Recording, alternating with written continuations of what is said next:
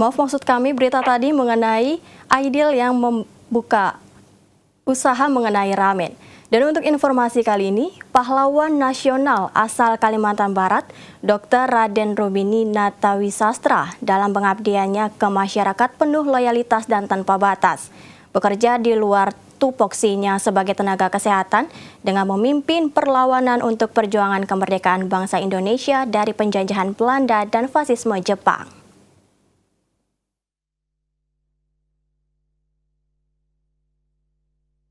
Nama Dr. Raden Rubini Natawisastra telah diabadikan menjadi pahlawan nasional dari Kalimantan Barat. Berdasarkan surat keputusan Presiden Republik Indonesia nomor 96 tahun 2022 ditetapkan 3 November 2022. Dalam keterangannya via Zoom, ahli waris Dr. Raden Rubini, Jahyo Tamtono mengungkapkan, Dr. Rubini dengan nama lengkap Raden Rubini Natawisastra lahir 31 Agustus 1906 di Bandung dari keluarga bangsawan Sunda.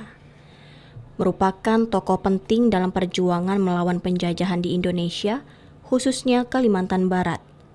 Perjalanan hidup dan perjuangannya merupakan contoh nyata dedikasi dan keberanian dalam menghadapi penindasan di masa kolonialisme Belanda dan fasisme Jepang.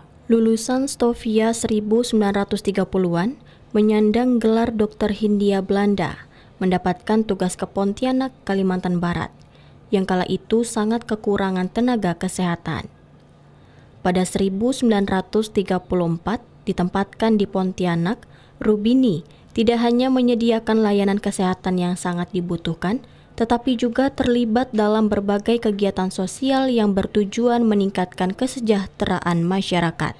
Sebagai dokter keliling, ia juga menjangkau daerah-daerah terpencil dan memperkenalkan praktik medis modern kepada masyarakat. Pada masa fasisme Jepang, warga Belanda dan dokter kebangsaan Belanda banyak dievakuasi. Namun atas dasar kecintaan terhadap bangsa dan jiwa patriotisme melawan penjajah, Dr. Rubini beserta istrinya memilih tetap tinggal di Kalimantan Barat. Meskipun akhirnya risiko Dr. Rubini beserta istrinya dihukum mati oleh tentara Jepang. Saya cucu Pak Rubini, Dr. Rubini itu dari anaknya yang kedua, yaitu Ibu Aminati. Saya anak pertama dari Ibu Aminati. Perlawanannya kepada Belandanya pun juga dalam bentuk, tapi halus ya, banyak protes lah. Kemudian kepada Jepang juga pergerakan-pergerakan beliau itu makanya mendapatkan pahlawan nasional itu karena sebetulnya di situ perlawanan-perlawanan itu. Jadi selain di bidang softness-nya yaitu melakukan tindakan loyalitas tanpa batas kepada profesinya, artinya tidak tanpa pamrih, juga melakukan patriotisme bersama teman-temannya, sehingga itu yang saya pikir patut menjadi contoh sekarang, yang sekarang mungkin karena tidak ada perjuangan kita harus melawan apa atau melawan atau bagaimana, sehingga sekarang semuanya tanpa arah. Jadi ada arah gitu. Jadi ada jalan Ibu Amalia namanya itu di Cianjur ya.